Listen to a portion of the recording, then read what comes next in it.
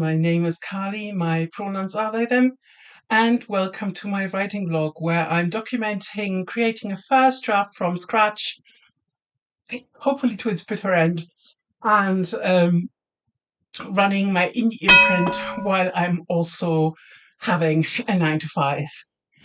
The first draft that I'm working on is called Dragon Watch, and I'm in a strange phase at the moment where I can sort of see the goalposts, but I'm not quite there yet. And I don't know if any of you ever feel like this when you're sort of out of the playful phase and now you need to begin to weave in all the elements of the stories.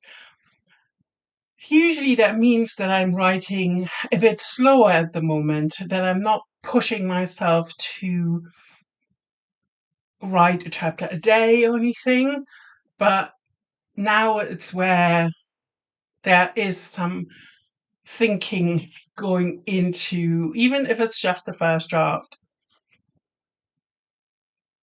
And as I said in my last post, I have like an outline for the last chapters. I'm now in chapter 38, just started it, which means I've given myself an outline for 48 chapters and I'm in the last 10 chapters.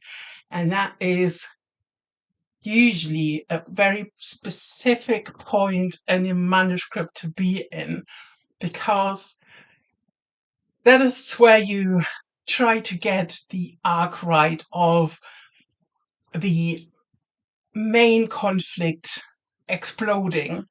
And then also you need to come down afterwards. There needs to be a satisfying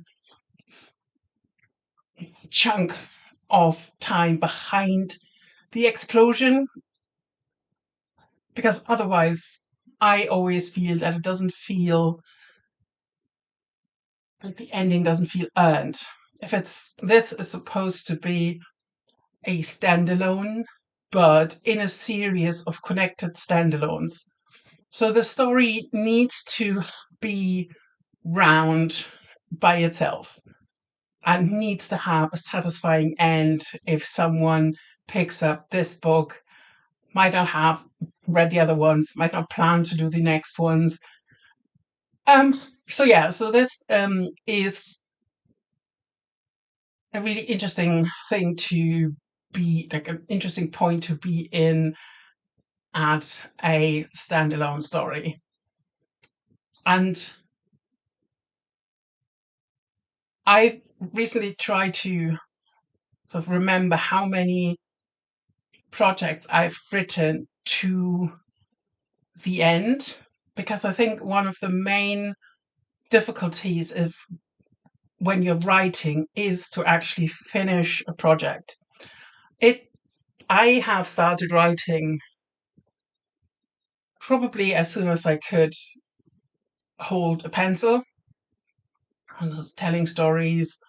I mean, it was also like part of schoolwork, like little essays and stuff. But I didn't actually. I did read. I did write like fragments and things, but like a proper long story, I must have been probably like 16 or so when I first managed, 16, 17, when I first managed to actually bring something to an end and have an arc, or like an action arc. And looking back on it, this was definitely, there were so many side quests in there. It was absolutely unpublishable, even if I had basically said, "Oh yes, I'm a 14-year-old, I don't know, 16-year-old author, and this is my." You couldn't have done anything with it. I was, even though I had been writing fragments for a long, long time, I don't think the like how a story feels right, how the beats work for me. Um, that hadn't been trained yet. And looking back over how many projects, even if I never did anything with them, and they're just sort of manuscripts in a drawer,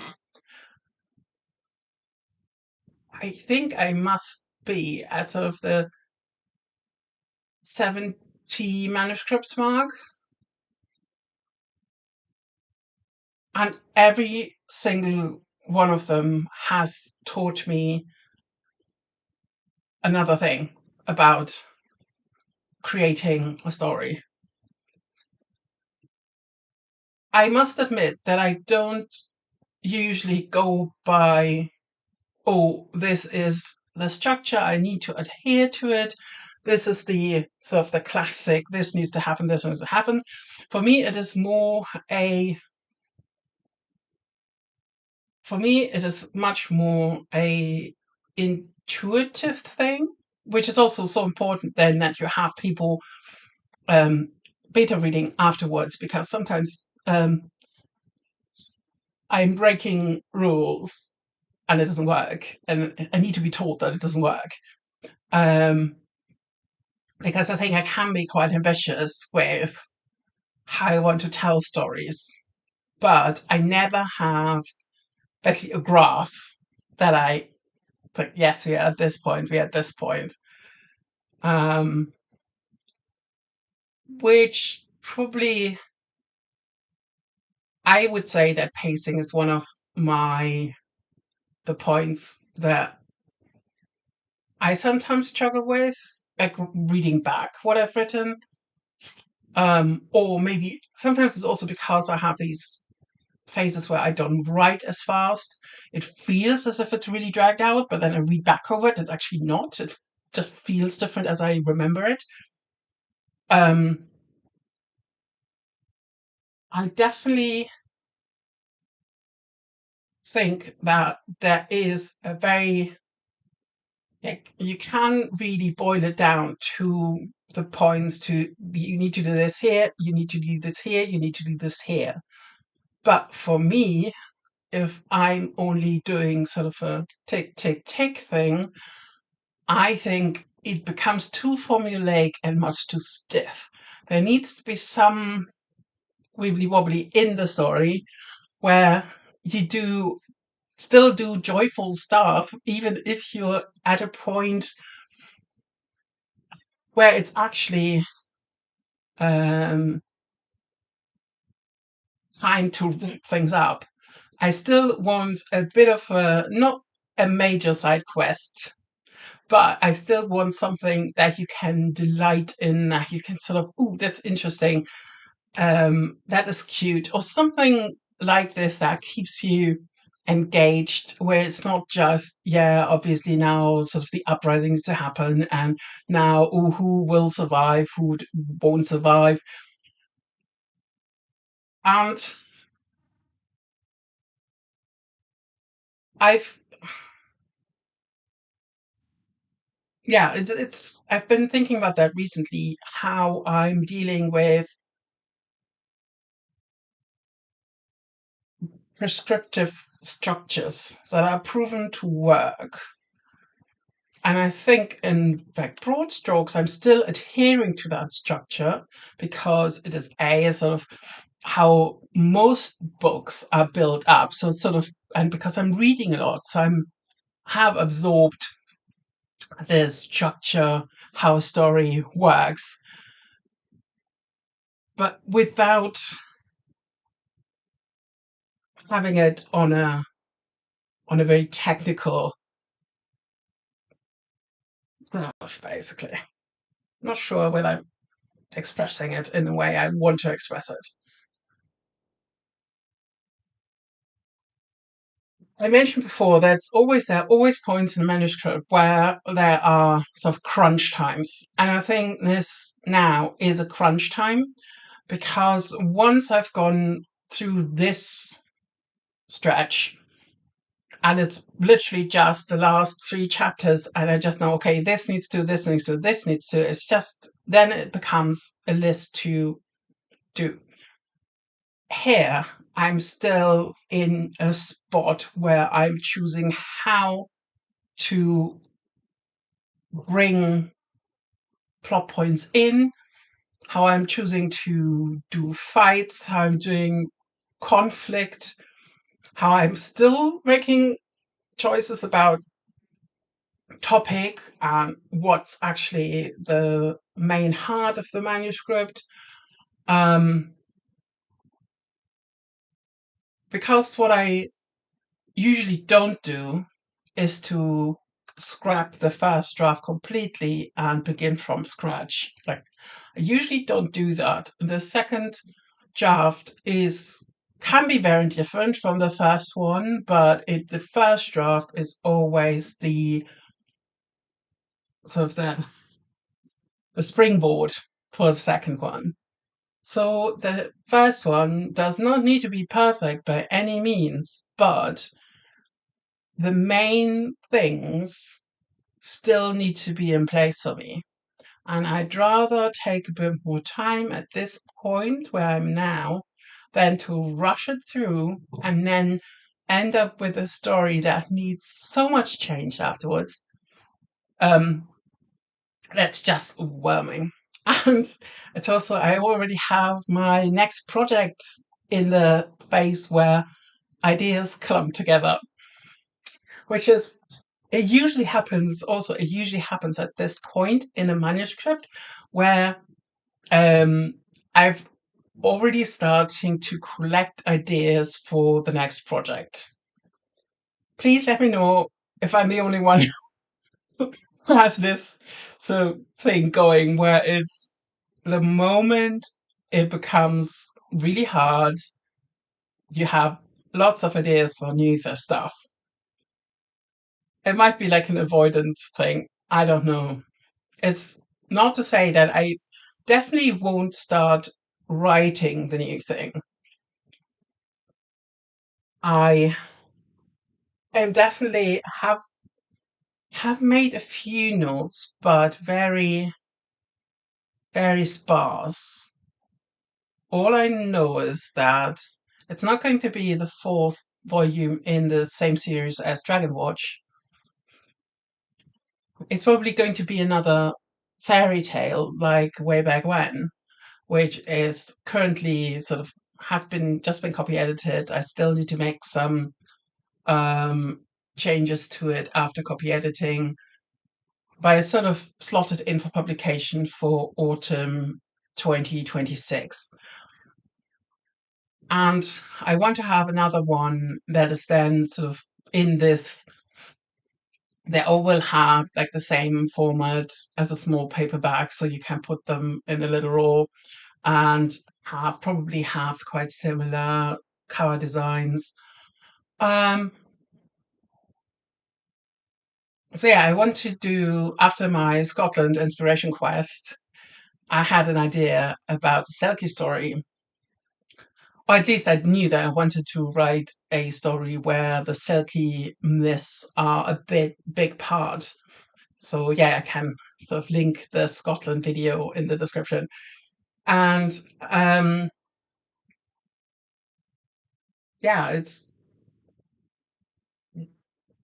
this was the basis, and currently they're like little bits that connect to what I maybe that might make an interesting fairy tale with a twist. I adore the fairy tale retellings by T. Kingfisher, so that is sort of the vibe that I'm going for. Looks slightly off the beaten path and surprising and very cool female characters that are very capable and reasonable and they no nonsense from time to time. Some of her characters are just adore because they're so no nonsense and yeah, wonderful. So yeah, that's the sort of the vibe of the fairy tale projects. And I know that it's no coincidence that this idea collecting phase is starting just now, or just at this point in my current work in process or progress. And I've started to take that with a bit of a pinch of salt, where I'm thinking, yes, that might happen at the moment, but that is not a reason to divert.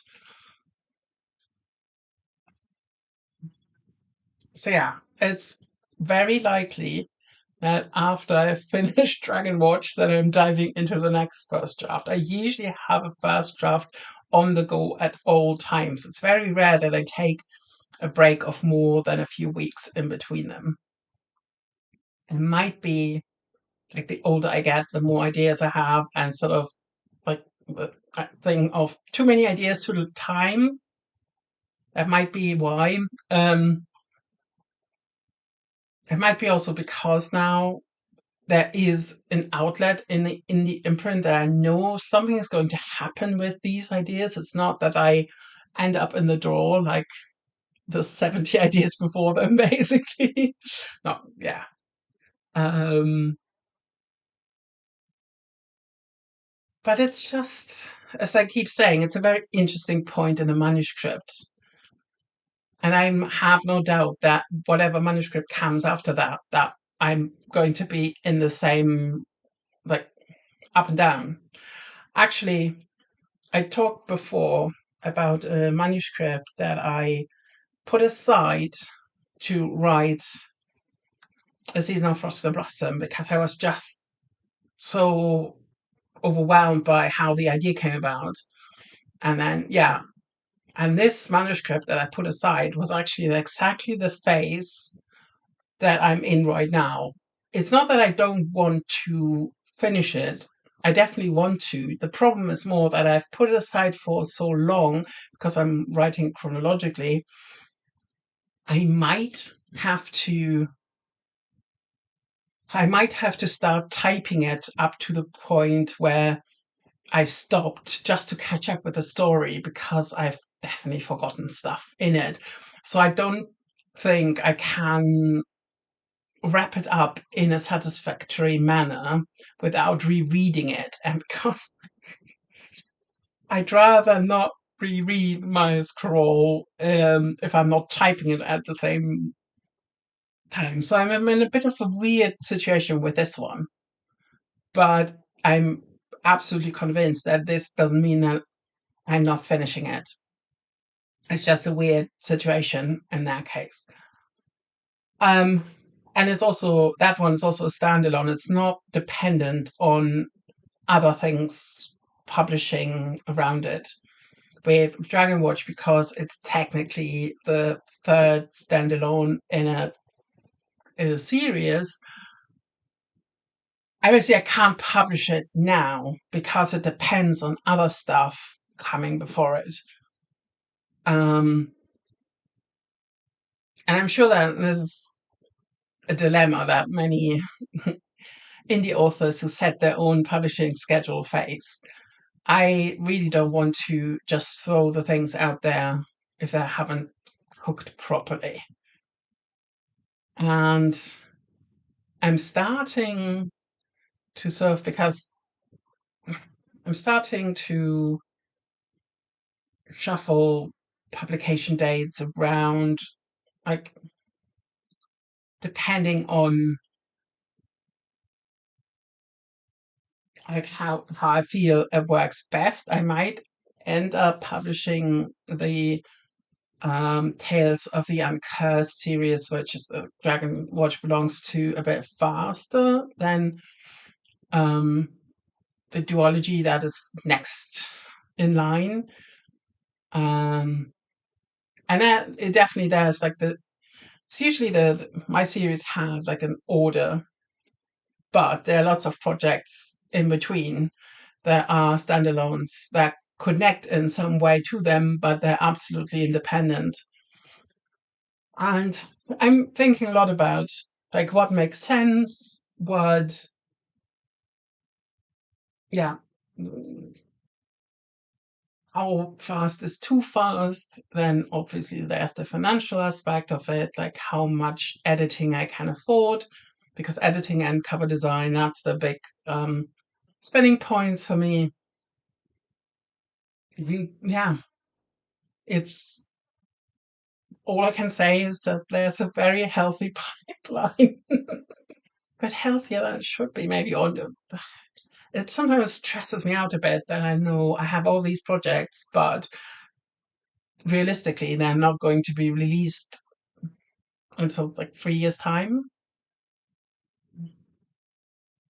But then also, I don't want to throw them out there either, and that's like the double bind that I'm finding myself in. Okay, I think that's enough blathering. Um, I will for this week. I'm aiming to chip away again at Dragon Watch, chip away again at my science fiction project that I'm writing with a friend and I'm typing up, and I haven't typed anything for a good few weeks now. Um, then end of the week, I have another market in Shipston, which is sort of a local author showcase, which I'm really looking forward to. Um, so that's sort of it's going to be another market week. I might do something because it's quite a while away. Might do some exploring before I arrive there. Um, but apart from that, it's going to be I think, quite a normal week. And yeah, I'm going to take you with me. Okay. See you in a bit.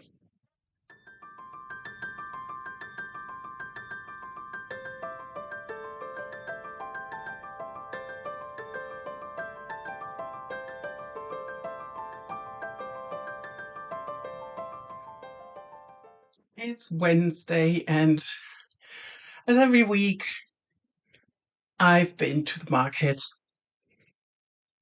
I got some more kale shoots because these were really nice. Especially, yeah, sprinkled over everything, basically. Then I've got two bunches of spinach again because I'm really craving spinach salad. And obviously at the bottom, uh, my figs are slightly squished, but I bought four this time because yeah, they're at the moment they're just much more affordable than usual. And got a cake. This is a chico tart that I haven't tried before. So I wanted to have something new to try. Then I bought two heirloom tomatoes. Um, I might actually do like a fried green tomato thing with them. And then I also have a butternut squash. No flowers because I'm at the moment, I have my dried flowers here and they still look really good. And I don't know, something, there were lots of lilies there, but the because the place is so small, if I put lilies up, just the smell it's too overwhelming, and sometimes I get headaches, so I'm a bit cautious about um yeah, putting lilies up. But also my book order has arrived. I've already opened it because it came as like part of a bigger delivery, but the very first proof copy of Everything That Hunt Touches is here. So I'm going to do like a proof edit because on the I want to do it on the paperback edition because I'm also publishing it in hardback in the same size. Um, and yeah, I just wanted to do obviously um, do a proof edit on the cheaper one so I can then use the same interior file for the hardback edition. That's the idea. Um, but yeah, so this is also I'm at the moment I'm preparing to put this up on Booksprout. It's a sort of a reviewing platform, so you'll definitely find this here. And then I'm also probably doing it on NetGalley if you're on there. That might take a few more days, but that's sort of what I'd like to do. It's very expensive if you're doing it on your own and not as part of a larger conglomerate. But I've promised myself I'll go all out for this book, so I've basically saved up to do it, and it's just fantastic to see it. I need to check the map, especially if that works. That is quite cool because it goes through the gutter. I've basically did a bit where there's a bit of overlap in the middle, and that seems to work out pretty well. Um, that's good, so that can stay as it is, because that sort of was my concern with the map. But yeah, there's some lovely acquaintance of mine made like lovely interior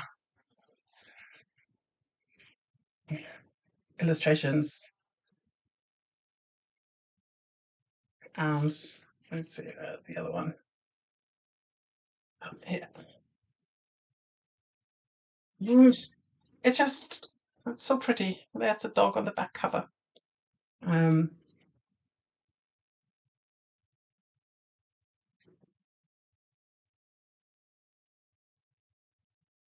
it's always when you have like the first the first copy in your hand. It's always a very special moment. Um, and definitely with the interior design, I've gone for less is more. So it's not very swirly. It's not very. There's one specific um, indie font, like the Kinsel Decorative, that I've avoided um, because I think it's sort of part of the Canva package, and I think it is quite, let's say, maybe not overused, but it's very prevalent. And so I wanted to, because this is also from the style of writing, it's much more concise. So I didn't want something swirly because purple prose is not what I'm going for. But so yeah, that's a really nice surprise that looks so great. Is the ad for Slow in the back because of course um I'm just over the moon with this. Um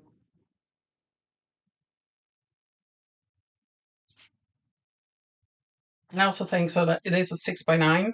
The Slow Moon books are 5 by 8, which is a more like in the UK a more familiar paperback size. But as I said, because I wanted to have a hardback and a paperback edition simultaneously, I made the decision to print them at the same time. Because in the end, I didn't want to scale this down for a paperback. I don't think that's a good idea ever to, because I remember for the blood-marked, so the second volume in the like Legendborn blood-marked Oathbound series, the, the font was so small. I mean, I also like my eyes are getting tired, but I thought that's definitely like an occasion where they just scaled down the hardback layout. It got a bit too small. It's always the same thing when in the book club, like the first thing everyone checks is, oh, how big is the font? How generous is the layout, because if it's cramped and it's a big book, everyone mutters and sighs. And to be honest, this is not a reaction that I want to provoke. So I've tried to make quite a generous layout without being like, without, how can I say, without risking it being indulgent, let's say. But yeah, that's an awesome start to, or not start, but a sort of middle point of the vlog today. I think I wrote about half a chapter today, which is really good. From my last chapter outline, I've already basically, so many things that I've sorted into later chapters have already happened. So the whole thing is already like scribbled on and crossed out. And I mean, this is usually how it's more like a to-do list, really. And if something works better in like in the flow of things, I don't mind. I'm not too getting upset or anything. It is, at the end of the day, it is a like an instrument, let's say, like a drafting instrument. And I'm if the plan changes, it's usually for the better because it comes out of the situation. So yeah, so good writing session today. Lovely market ingredients. And the rest of the week, so this weekend, the lake is closed for the public, or at least like with the, because I'm not a member, I'm paying as I go, so I can't go, which is pains me a bit because that's sort of, I'm very strongly habit forming. So if I can't do it, I'm getting a bit itchy. But I also, on the Friday where I used to do indoor swimming, I have book club, so I can't do it. Can't very well do the indoor swimming as well. So yeah, so I have book club on the Friday. I've ordered. I I've never really taken advantage of the like placing library holds, because I quite like to go into the library and then just look what's there and collect what's there. But I was inspired after seeing a few more review videos on YouTube to place a few library holds, and I was managed to get first in line for The Devils by Joe Abercrombie. I'm one of the biggest Joe Abercrombie fans. I'm definitely thinking that my writing is very inspired by him. I'm always saying sort of a mixture between Joe Abercrombie and Jane Austen. That works out quite well, I think. And then also Hemlock and Silver by T. Kingfisher, which is brand spanking new, and I could not be more excited that I actually managed to place a hold on this. So yeah, I'm sort of really hoping that they come in by Friday. Might not, but so I have a lot of great things to read. I'm reading Chaos King at the moment by Case and Calendar, and at the moment I'm I'm like after the first 100 pages, and it took me a minute to get back into the world. On the one hand, I appreciate that it's not over explained, but I also noticed that I've actually forgotten quite a bit about the first book, and then I need to just remember what was going on. But I'm still enjoying it. I'm definitely reading it faster than I did my last book club book, so that's good. Um, and then I have the event on Saturday, and I haven't decided yet what I'm going to do before. What So basically, what house, what garden I want to visit before, because there's either Hidkid, which I love, it's one of my favorite gardens, and September is usually a really good time because then you have like a totally different flair, because the I think the last times I always been sort of in height of summer or early summer. So I haven't seen it for a while in sort of the late summer planting. But then there are also a few other properties that are smaller and that I haven't seen before. So what I might do, like work out like what makes sense and do two of them, because I only need to be in Chipston by sort of 6 o'clock in the evening, so I could actually make a full day of it. So yeah, that's sort of, I'm still in the planning phase for the weekend. But then I will have a free Sunday, which is amazing, just to sort of sploot and drink tea and hide from the rain. It's supposed to be really rainy on Sunday. And yeah, and probably, I mean, I always find some time when I'm in those places, in those gardens, to sit down and read or write, just to soak up all the atmosphere. That's one of my favorite things. So many of my books have been actually written, like in part, in lovely surroundings. And so far, going to go into the office tomorrow, and then Friday, yeah, book club. So it's sort of a busy-ish week, but not too much, which I really appreciate. The last few days, mental health wise, were a bit like news wise, were a bit difficult. And I really had to detach myself from social media at one point because I just noticed, yeah, I'm sort of definitely chasing the dopamine high at the moment. And just especially if you're on a platform where there's commentary, where it's not just like factual news but commentary on those. And I think I need to, yeah, work out a better routine for me, work, because I know that I'm being affected by horrible news, and that it's such a fine balance for me to treat between staying informed but not getting overwhelmed and totally defeated. I think that's sort of the best way to explain it. I'm feeling a bit better today. I think also because the market always cheers me up because of the colors and all the veggies and all the flowers. Um, and I'm really trying to keep my head above water, to speak. And this definitely helped, the arrival. Okay, see you in a bit.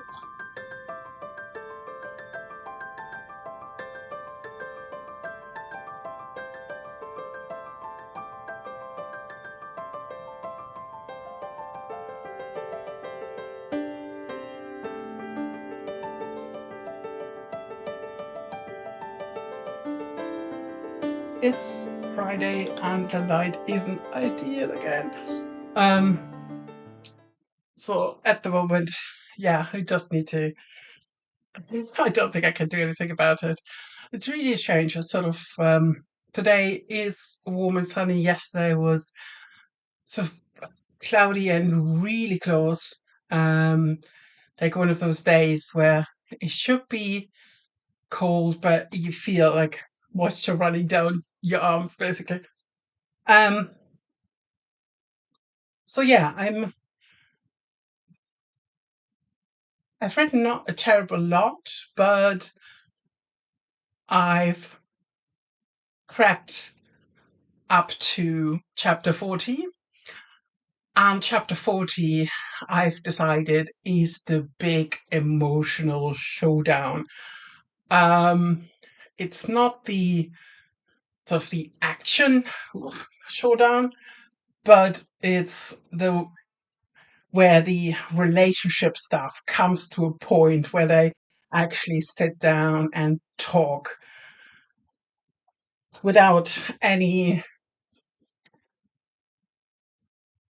let's say, distractions, and where enough stuff has happened.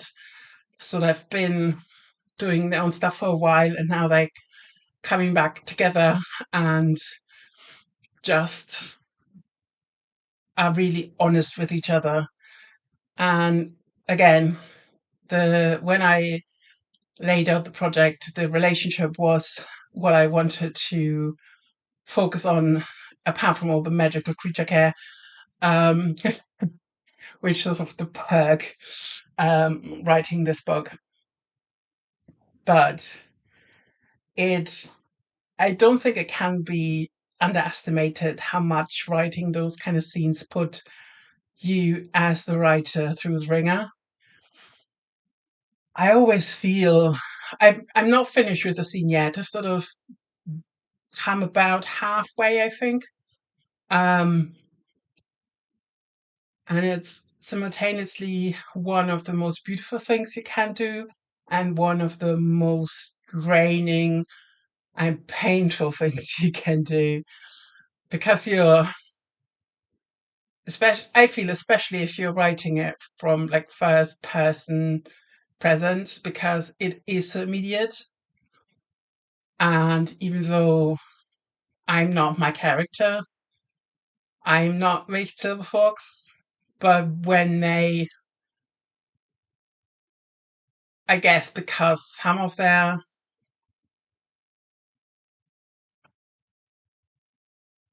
feelings towards the captain are rooted in my fascination with this character as well. So there is a sort of give and take, I suppose. Um, and it's on a totally different level. But obviously, I need to feed something into the conversation, into the scene. And I just find myself utterly sort of flattened by the emotion that I'm tussling with. I think that's a good way to describe it.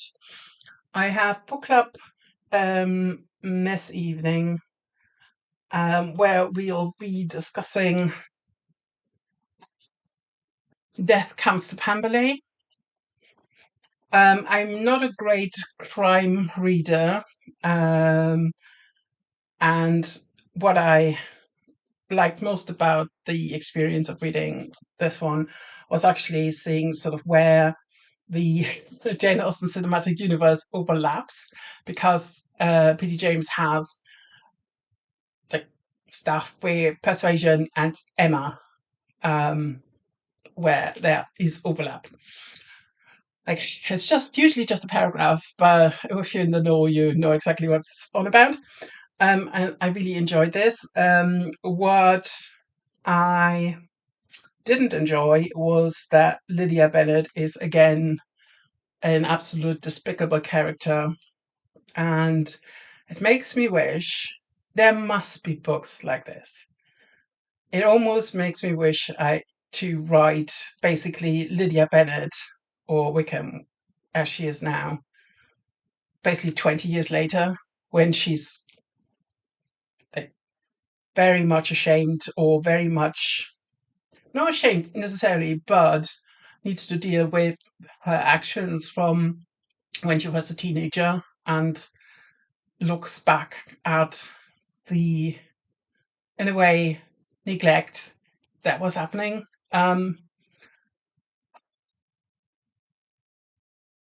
I think I always had like a bit of a soft spot for Lydia because in the 1995 version, she was played by Julia Sahala, who also played Safi in Absolutely Fabulous. I think that's where the soft spot comes from, and um, and she was just yeah.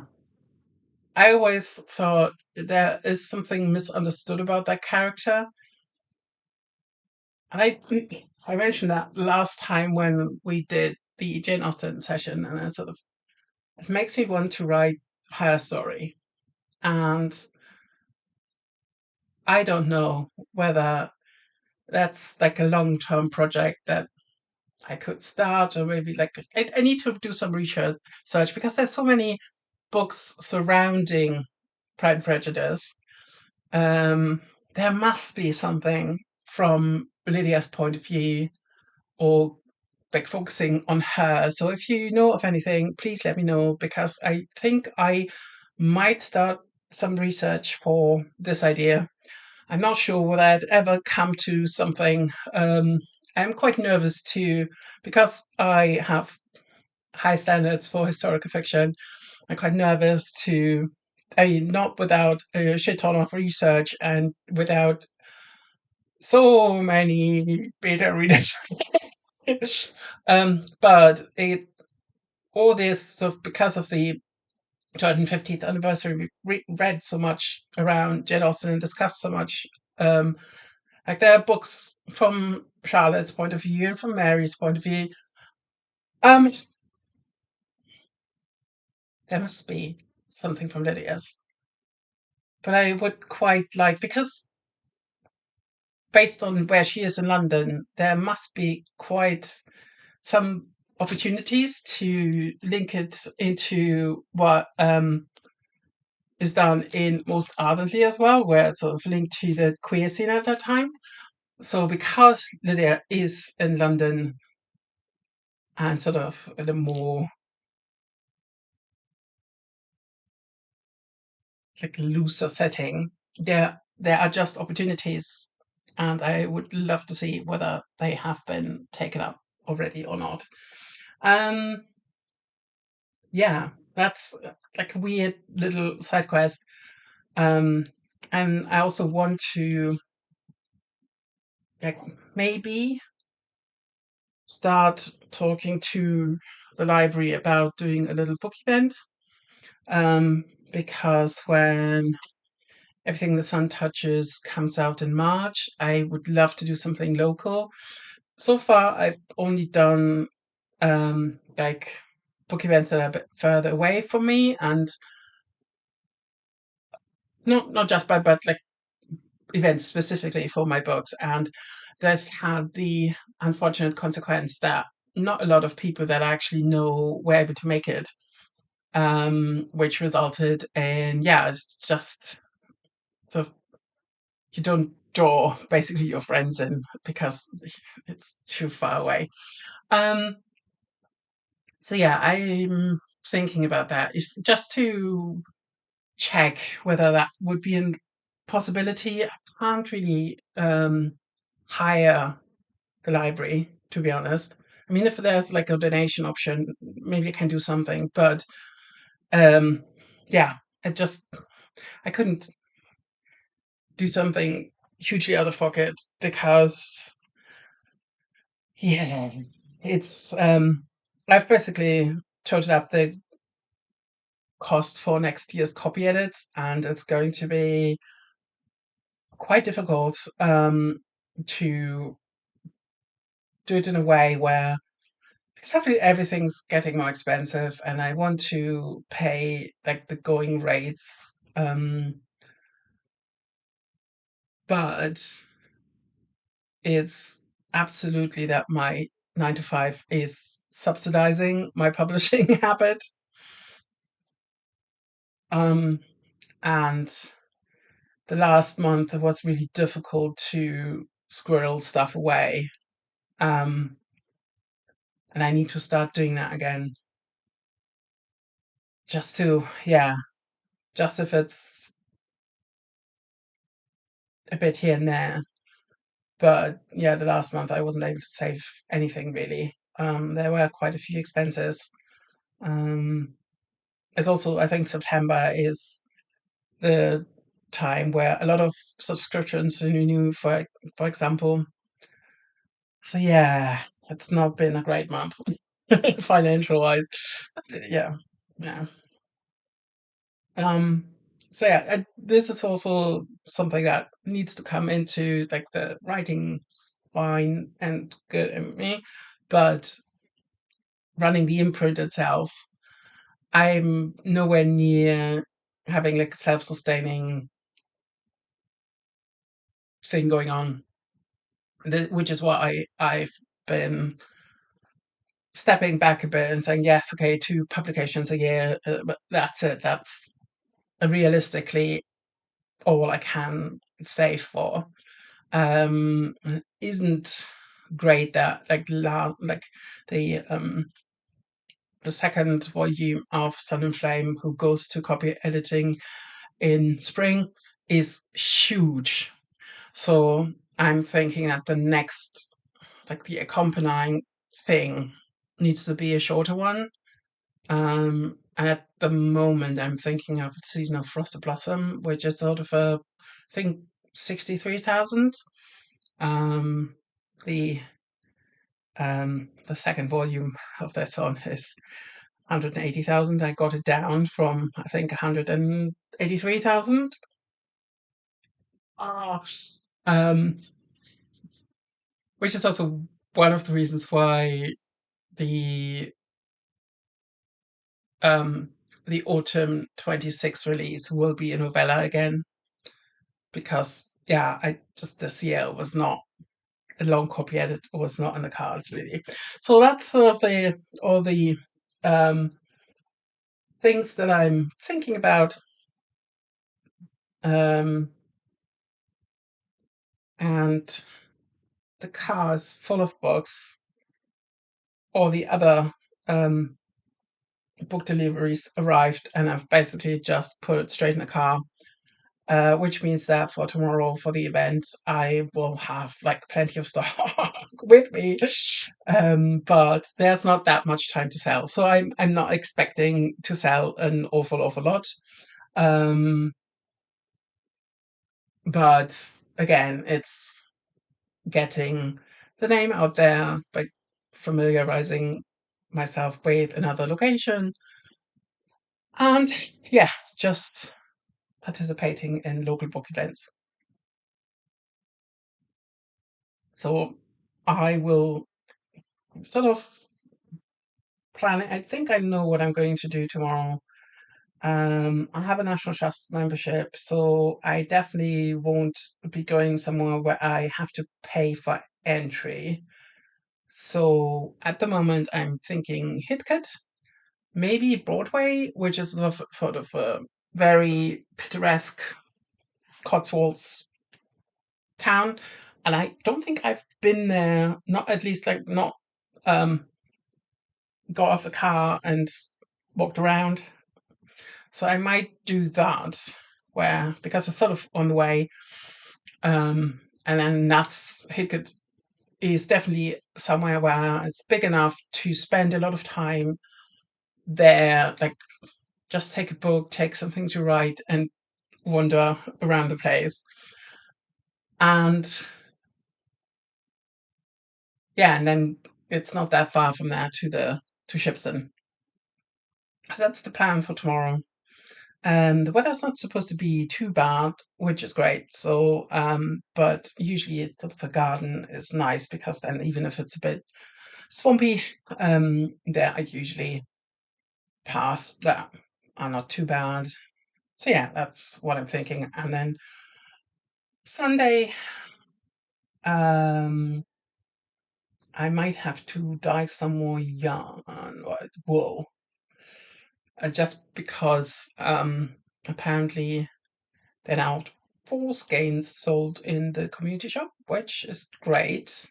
But obviously, I'm not being paid for that quite yet. Um, but that will definitely go on the pile for my hotel costs in October, which I hadn't thought about in a while. I'm going to the World Fantasy Convention in Brighton, also because I've never been in Brighton and I always wanted to go.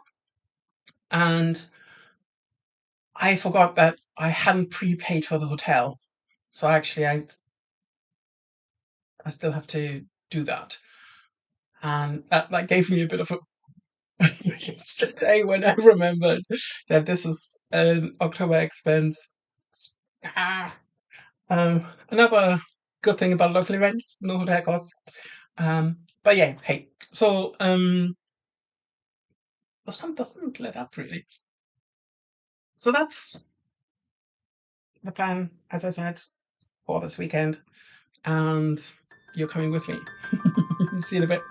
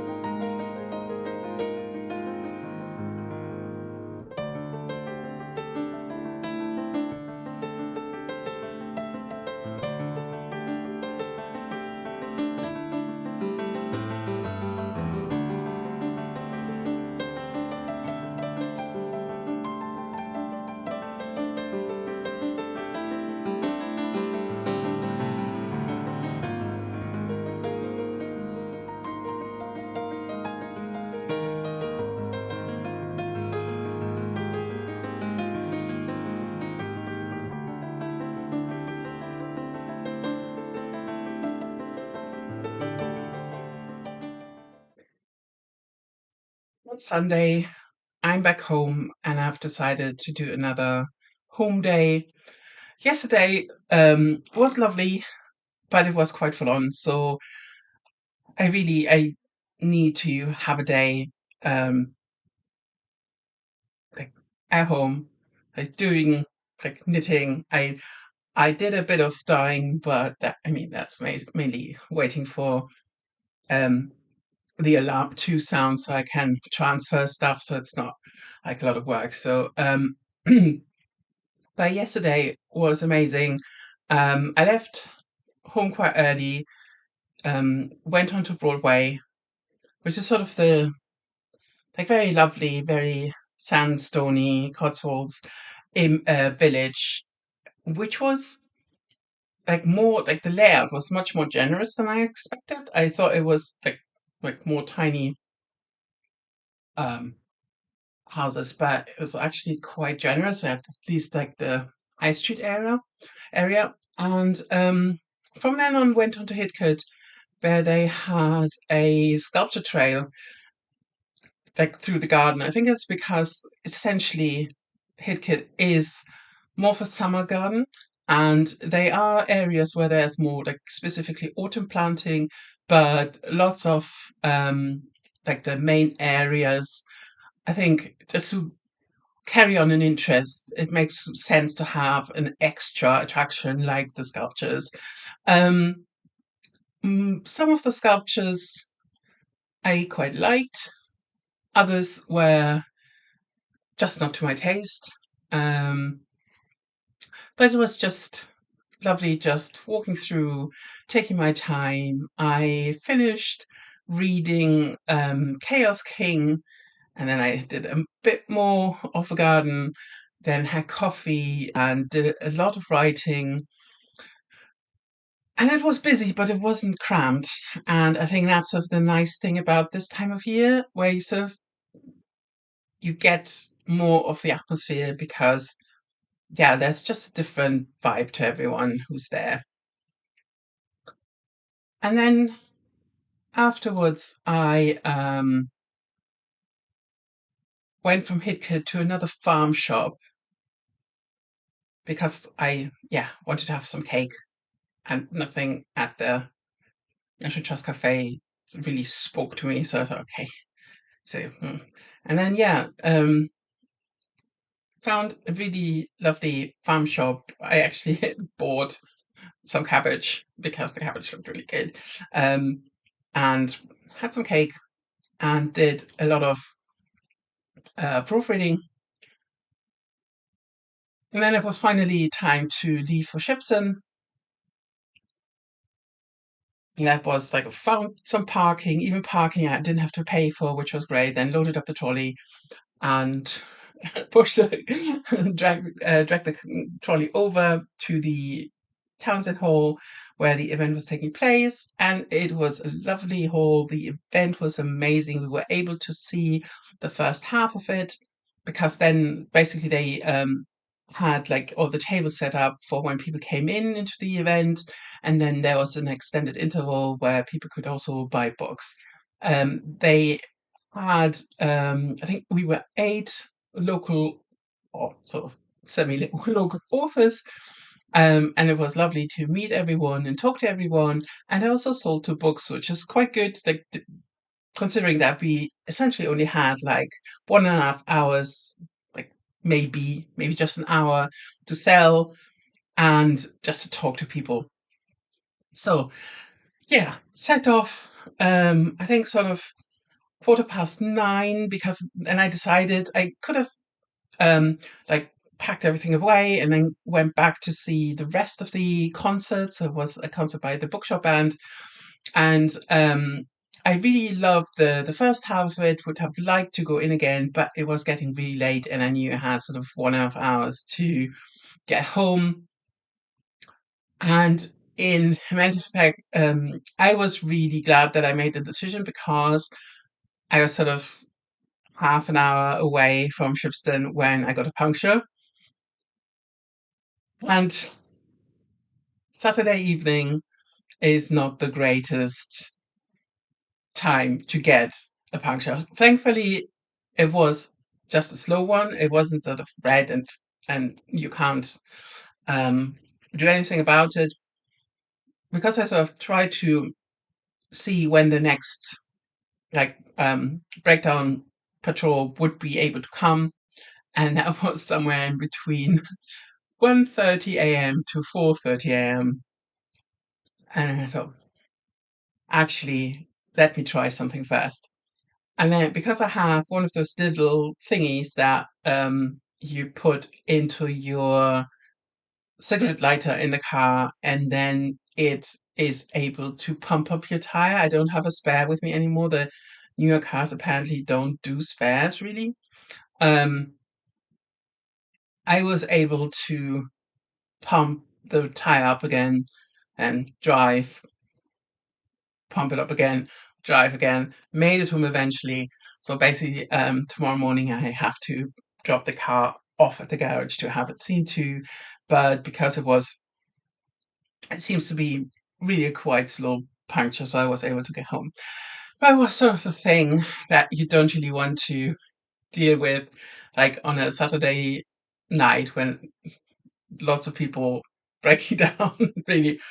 And it started to rain as well. Thankfully, it didn't really continue. But yeah, that was sort of it's not such a nice end to the day, which is why I definitely sort of thought yeah, Sunday needs to be a quiet day, otherwise it's just too much to like get taken care of. And yeah, so my next event will be in 2 weeks' time, which is going to be like an author fair again in Worcester.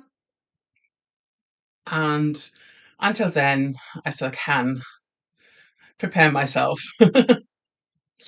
for the next effort. So I don't think that I'm going to write today. I'm just going to continue knitting and watching stuff, and maybe so the library halls have arrived, and I've started Hemlock and Silver yesterday, and I was totally sucked in from the start.